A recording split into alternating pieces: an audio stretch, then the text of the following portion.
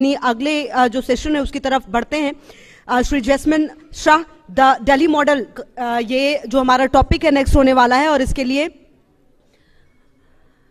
मैं चाहूंगी कि अब Rishabh Gulati, editor in chief news x, आए और इस सेशन को आगे बढ़ाएं, क्योंकि ये बेहद महत्वपूर्ण है। और क्योंकि अब समय भी बिल्कुल ऐसा हो चला है कि बिल्कुल महत्वपूर्ण सेशन सारे हमारे अब होने वाले हैं बैक टू बैक, और मैं चाहूंगी कि जो सेशन हो तो फिर तालियों से जोरदार स्वागत, एक बार जोरदार तालियां। Over to you sir. क्या जबरदस्त चर्चा चली है, ऑब्वियसली दिल्ली पर चर्चा चली है। चलिए अब आम आदमी पार्टी से सुनते हैं। जैस्मिन शाह हमारे साथ बैठे हैं इस मंच पे, दिल्ली डायलॉग कमीशन के फॉर्मर वीसी हैं, जो जानते हैं वो समझते हैं कि पॉलिसी मैटर्स में बहुत योगदान देते हैं आम आदमी पार्टी के इस रिगार्डिंग जैस्मिन जी, आपने एक किताब लिखी है जिसमें आप कहते हैं कि दिल्ली मॉडल ऐसी चीज है जो गुजरात मॉडल से भी बेटर है, और दिल्ली मॉडल बनाया अरविंद केजरीवाल ने। ये दिल्ली मॉडल क्यों बेटर है? देखिए, पहले मैं ये नहीं कहूंगा कि दिल्ली मॉडल का कंपैरिजन किसी गुजरात या किसी और मॉडल से होना चाहिए। दिल्ली मॉडल जो मैंने किताब लिखी थी, in fact this week marks the anniversary of the release of the book, वो मैंने इसलिए लिखी थी क्योंकि आम आदमी पार्टी की गवर्नेंस को लेके जो सोच है उसे उजागर करना बहुत जरूरी था। और ये इसलिए जरूरी था क्योंकि जिन चीजों पे आम आदमी पार्टी फोकस करती है, for example education, health care, मुझे नहीं लगता कि आजाद भारत में किसी भी स्टेट गवर्नमेंट ने इतना उसे फोकस दिया होगा, और उसके आधार पे एक अपना पूरा गवर्नेंस नैरेटिव बनाया है। सरल शब्दों में अगर आप पूछें कि दिल्ली मॉडल क्या है, हर एक आम आदमी की रोजमर्रा की जरूरतों पर काम करना, वो दिल्ली मॉडल है। To improve the average quality of life of an आम आदमी, and especially the poorest, which includes even their wages and the quality of life, वो है दिल्ली मॉडल। अब आपने पूछा कि ये गुजरात मॉडल से कैसे अलग है।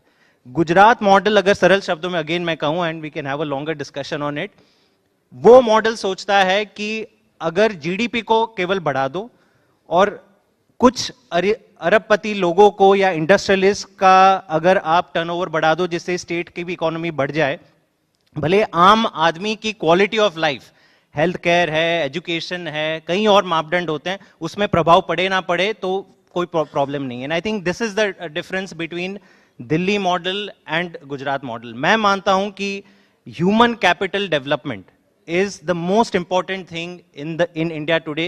We are the world's most populous nation, लेकिन ये हमारा दुर्भाग्य है कि on human development index जो UN का है, हमारा रैंक 134 आता है, वो पिछले 10 सालों में 130 से 134 चला गया है। ये तमाम ऐसे मापदंड है, वर्ल्ड इकोनॉमिक फोरम का जेंडर पैरिटी इंडेक्स, सब चीजों में इंडिया लास्ट 10, लास्ट 20 में है, लेकिन हम पीठ थपथपाते हैं कि नहीं जी हम तो वर्ल्ड की टॉप 5 इकोनॉमी बन गए। अगर मैं एक और आंकड़ा बता दूं ऋषभ, अगर आप इंडिया के टॉप 10% अमीर लोगों को हटा दो तो पता है what an average Indian earns per month? 6,000 रुपए। That is the reality. We are a country of deep inequality, and इसलिए मैं कहता हूं कि भारत अगर विकसित भारत बनेगा तभी बनेगा जब हम आम आदमी के शिक्षा, स्वास्थ्य और तमाम ऐसे क्वालिटी ऑफ लाइफ इश्यूज पे फोकस अगर करें। ये दिल्ली मॉडल है आपके हिसाब से, तो पंजाब मॉडल क्या है? अब पंजाब मॉडल, देखिए दिल्ली मॉडल, क्योंकि हमने 10 साल दिल्ली में काम किया था, लेकिन इसलिए मैंने बुक का नाम रखा था दिल्ली मॉडल। बट एक हिसाब से ये आम आदमी पार्टी की गवर्नेंस को लेके सोच है, एक विचारधारा है, and that is why Punjab model और दिल्ली मॉडल का जो फाउंडेशन है वो वही है, विच इज कि एक सरकार का सबसे बड़ी जिम्मेदारी होती है कि आम आदमी की रोजमर्रा की जिंदगी और उसकी क्वालिटी ऑफ लाइफ इश्यूज पे काम करना। पंजाब में भी हमने यही काम किया। पंजाब ने, अगर आप देखें हेल्थ केयर में, आज की तारीख में पंजाब में 900 से ज्यादा आम आदमी क्लिनिक, मोहल्ला क्लिनिक चल रहे हैं। आपको यकीन नहीं होगा, 3 साल पहले पंजाब के टोटल हेल्थ केयर सिस्टम में 35 लाख ओपीडी हुआ करती थी, आज वो बढ़कर 3 करोड़ ओपीडी हो गई है। लगभग आप गिन सकते हैं 8 गुना ज्यादा। एजुकेशन में ये साल पंजाब ने, केंद्र सरकार का एक नेशनल असेसमेंट सर्वे होता है, सारे स्टेट्स कंपेयर होते हैं, Punjab topped the national assessment survey this year, beating even states like Kerala. कई और इश्यूज पे अगर आप देखो, फार्म्स इश्यूज हैं या फिर इंडस्ट्री है, इन सारी चीजों में हमने छोटे बिजनेसमैन, आम आदमी को आगे रखा है, और इसी कारण आप देखेंगे पंजाब से भी जो जिस प्रकार की गवर्नेंस सक्सेसेस आज हम देख पा रहे हैं, वो पिछली सरकारों ने तो कहीं सोची भी नहीं होगी कि पंजाब में रह के इतना अच्छा काम हो सकता है। जैस्मिन जी, लेकिन फिर भी हर साल करीबन 1 लाख पंजाबी देश छोड़कर जाते हैं, कनाडा जाते हैं, यूके जाते हैं और जाते हैं। कैसे कन्विंस करेंगे पंजाबी यूथ को कि यहाँ फ्यूचर पंजाब में है? बिल्कुल, बहुत इंपॉर्टेंट सवाल पूछा आपने ऋषभ जी। मैं आपको बता दूं कि 1980s का दशक पंजाब ने देखा, देश ने देखा, जब पंजाब का जीडीपी पर कैपिटा नंबर 1 हुआ करता था इन इंडिया। 2022 में वो आते आते पंजाब 18वें स्थान पे पहुंच गया। तो Punjab has seen a massive economic decline, and that is the reason why are youth moving out of Punjab. अगर युवाओं को अपना भविष्य किसी स्टेट में नहीं दिखता है तभी वो बाहर जाता है। पिछले 4 सालों में हमने ये ट्रेंड को रिवर्स होते हुए देखता है। मैं आपको 1-2 उदाहरण दे दूं। पटियाला में गवर्नमेंट की इंजीनियरिंग कॉलेज है। 2021-22 में मैंने देखा था, एडमिशन रिकॉर्ड ये है कि अगर 100 सीटें हैं तो 30 बच्चे अप्लाई करते थे, 70 सीटें खाली जाती थी। अब ये सिचुएशन आ गई है कि 100 सीटों के ऊपर 200 एप्लीकेशंस आ रहे हैं। Many youth are now beginning to stay back, और ये इसलिए हो रहा है क्योंकि हमने इकोनॉमिक ग्रोथ पे काम किया है। जिस प्रकार से इंडस्ट्री को बढ़ावा देने का काम पंजाब सरकार ने किया है, अब तक नहीं हुआ। मैं आपको एक आंकड़ा बता दूं, पिछले 4 साल अभी हमारी सरकार के पूरे नहीं हुए, 3.5 साल हुए हैं, 1.5 लाख करोड़ की investment has landed into Punjab, जिससे टोटल एम्प्लॉयमेंट का जो नंबर्स है, ये कोई एमओयू की बात नहीं कर रहा हूं, ये कमिटमेंट है, एक्चुअल इन्वेस्टमेंट के एप्लीकेशंस आ चुके हैं, इनकी प्रोसेसिंग कहीं की हो चुकी है, कहीं investments have come. 5 lakh employment opportunities have been generated in Punjab. ये मैं प्राइवेट सेक्टर की बात कर रहा हूं। सरकार ने अपनी 60,000 नौकरियां और अलग से दी है, that is not a part of it. Similarly health है, एजुकेशन है, इंफ्रास्ट्रक्चर है, पावर है, कई ऐसे मूलभूत पैरामीटर्स ऑफ डेवलपमेंट में पंजाब बहुत तेजी से आगे बढ़ रहा है।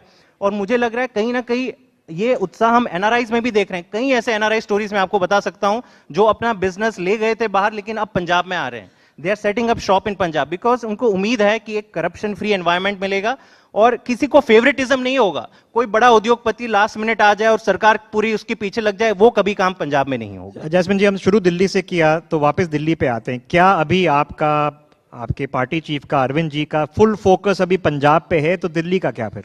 नहीं, बिल्कुल ये गलत बात है। अरविंद केजरीवाल जी आम आदमी पार्टी के नेशनल कन्वीनर है और उनका दायित्व है कि आम आदमी पार्टी जिस स्टेट में आगे बढ़ रही है उनकी लीडरशिप करना। तो दिल्ली में आपने देखा होगा अभी जो हाल हम दिल्ली का आज देख रहे हैं एयर पोल्यूशन को लेके, मुझे नहीं लगता कि इतना बुरा हाल हमने इवन आम आदमी पार्टी के टाइम पे देखा था। ऑब्वियसली इसमें कई सारा काम हमने किया था, लेकिन इस दौरान अरविंद केजरीवाल जी ने भी घेरा है दिल्ली की सरकार को, और दिल्ली के साथ साथ वो पंजाब पे काम कर रहे हैं। गुजरात और गोवा 2 ऐसे राज्य हैं ऋषभ जी, आपको पता है, जहां पे आम आदमी पार्टी के एमएलएज हैं, और हम बड़ी सरगर्मी से वहां का आने वाला चुनाव जो 1-1.5 साल में आने वाला है उस पर भी अरविंद जी का फोकस है। तो he is the national leader of the party and उनका सारा फोकस चारों स्टेट्स में। ओके, आपने फार्म फायर्स मेंशन करी। पोल्यूशन है, वेहिकुलर पोल्यूशन है, डस्ट है, आपको पता है दिल्ली में, लेकिन फार्म फायर्स कंट्रीब्यूटिंग फैक्टर है। तो पंजाब वी वर टोल्ड यहाँ पर होती हैं सबसे ज़्यादा, पंजाब में फार्म फायर्स होती हैं, अब क्या? बिल्कुल होती हैं। आप देखिए 2021 में, and I think this is where, अगर एक राज्य के पीछे के पास गेम प्लान हो और इच्छा शक्ति हो तो वो क्या नहीं कर सकता, ये पंजाब ने कर दिखाया है 2021 में। और ये सारे केंद्र सरकार के आंकड़े, इनफैक्ट यूनियन एनवायरनमेंट मिनिस्टर ने पार्लियामेंट के अंदर ये सारे आंकड़े अभी रखे थे। 2021 में पंजाब में कुल 71,000 फार्म फायर्स रिकॉर्ड पे आए थे। ये साल 2025 में आपको ये आंकड़ा नोट कर लीजिए, 5,100 farm fires, 93% decline in farm fires in Punjab in the last 4 years। तो ये जो है कि पंजाब के पास जितना करना था पंजाब ने लगभग वो कर दिया। वो 7% को भी हम और हर साल रिड्यूस करते आ रहे हैं। लेकिन क्या दिल्ली और दिल्ली एनसीआर, आप ये मानते हैं कि दिल्ली का प्रदूषण दिल्ली अकेला का नहीं है, पूरे दिल्ली एनसीआर से प्रभावित है? मतलब 4 स्टेट गवर्नमेंट्स इसमें आती है ऋषभ जी, इसमें पंजाब तो आता ही नहीं है क्योंकि फार्म फायर्स चलो 1-1.5 महीने की बात है, but otherwise year round pollution Delhi NCR का कहां से आता है? दिल्ली से आता है, हरियाणा से आता है, यूपी से आता है और राजस्थान। ये 4 स्टेट्स होते हैं दिल्ली एनसीआर में। अब 4 स्टेट्स को अगर आपको एक कॉमन एजेंडा पे लाना है तो कौन लाएगा? प्रधानमंत्री जी लाएंगे? मेरा ये सवाल है, आपके सारे दर्शक देख रहे हैं, पिछले 11 सालों में क्या कभी भी आपने प्रधानमंत्री जी को 1 मिनट एयर पोल्यूशन पे बात करते हुए सुना है? क्या कभी भी उन्होंने सारे चीफ मिनिस्टर्स, हम पूछ पूछ के थक गए, अरविंद केजरीवाल जी ने कई बार चिट्ठी लिखी कि देखिए दिल्ली अपना काम करेगा, लेकिन आपको चारों सरकारों को साथ में बिठा के नेशनल ओनरशिप लेनी होगी। आई थिंक ये हमारे देश का दुर्भाग्य है कि हमारे प्रधानमंत्री एयर पोल्यूशन का नहीं बोलते, और it is a complete failure of political. तो जैस्मिन जी, तो फिर आप बताइए, अगर 93% रिडक्शन करी है तो कैसे करी है? What was the scheme? Very good question. देखिए, इसमें एसेंशियली 2 स्ट्रैटेजीज हमने अपनाई है ऋषभ जी। एक होता है जो क्रॉप स्टबल बनता है, पराली बनता है, उसका इन सीटू मैनेजमेंट होता है कि आप फार्मर के पास सब्सिडाइज तौर पे मशीनरी पहुंचाइए जिससे वो पराली सरल तरीके से अपनी जमीन में खुद मिल जाए और वो खाद बन जाए। वो बहुत ही बढ़िया काम करती हैं, सारे साइंटिस्ट एग्री करते हैं।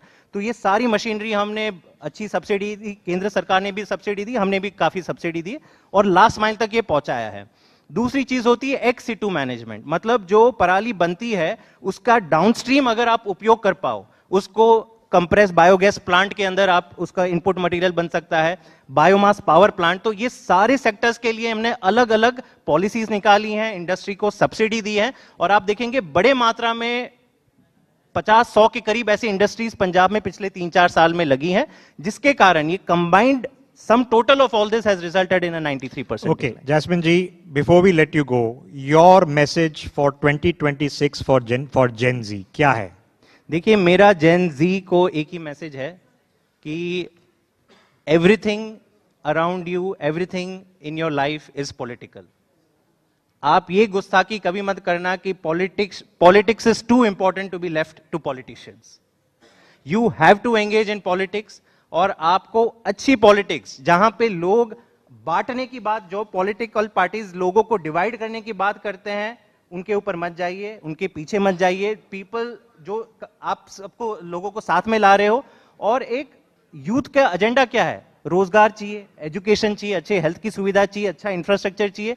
तो उन मुद्दों से देखिए, कई सारी पॉलिटिकल पार्टीज ध्यान भटकाने का बहुत अच्छा काम करती है। मुद्दों की राजनीति वाली पार्टी को आप फॉलो कीजिए, पार्टिसिपेट कीजिए पॉलिटिकल प्रोसेस में, क्योंकि तभी देश का सुधार होगा जब युवा पॉलिटिक्स को अपने हाथ में don't leave politics to politicians. On that note, Jasmine Shah हमारे साथ यहाँ इस इंडिया न्यूज मंच पे जुड़ने के लिए बहुत बहुत धन्यवाद। Thank you very much. बहुत बहुत शुक्रिया सर आपका, और थैंक यू सो मच।